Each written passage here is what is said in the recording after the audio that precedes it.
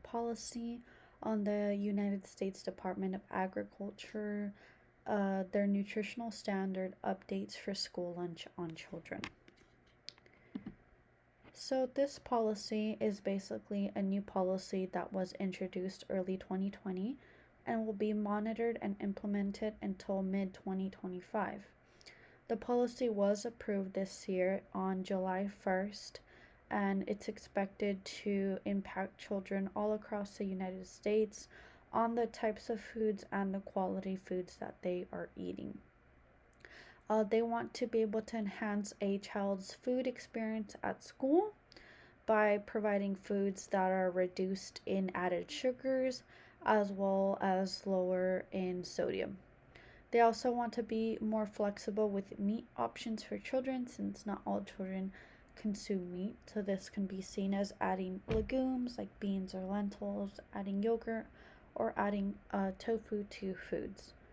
Also, including more cultural and farm local grown foods, so exposing children to different types of foods like indigenous foods, different cultures throughout the year, and harvesting food from local farmers and using that to feed our children. Stakeholders for this can be seen as parents and students, since parents will be the ones monitoring their children's nutritional intake, making sure that they stay healthy, as well as children, since they will be the ones who consume this food on a day to day basis.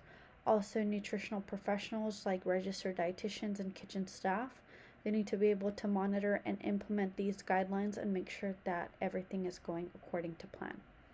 Farmers also need to adapt to the high demands since school lunches, each school feeds around 800 children, and there are many schools within a local area, so there needs to be a high demand for produce.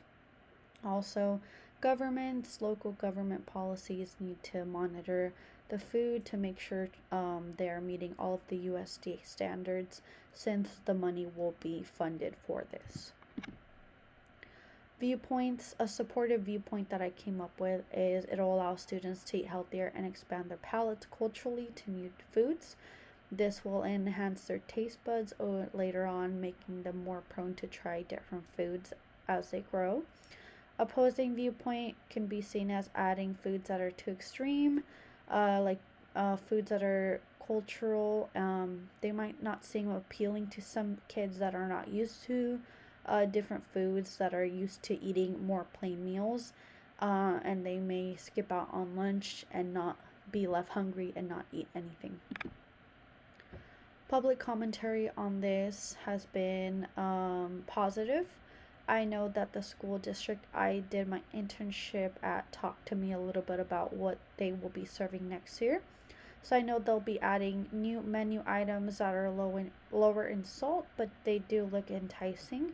This can be seen as I remember talking to them about a new spicy chicken sandwich, which right now they just have a regular, as well as offering different types of burritos to try or self made salads.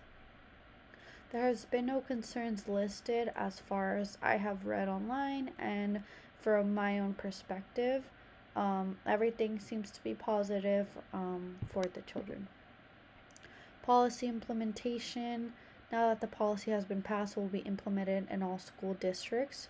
From there, it's their job to enforce this among schools and make sure that schools are being audited to set appropriate standards.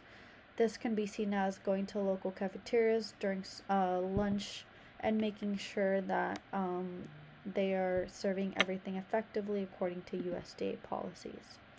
A registered dietitian's perspective on this is to allow the USDA's policies to be implemented, reinforce foods in a healthier way for students. This policy affects the RDN's role because it allows us to monitor schools and ensure that children are satisfied with their meals that they are serving. It can provide opportunity to also give back feedback to the USDA and vouch for our children. I believe that this plan should be supported. It makes a positive impact for our children. It implements healthier meals and allows them to try new foods later on, also expanding their palate. This can help us later in students making healthier choices and combat the childhood obesity and adulthood obesity that we are facing in the United States, as well as prevent chronic illnesses later on.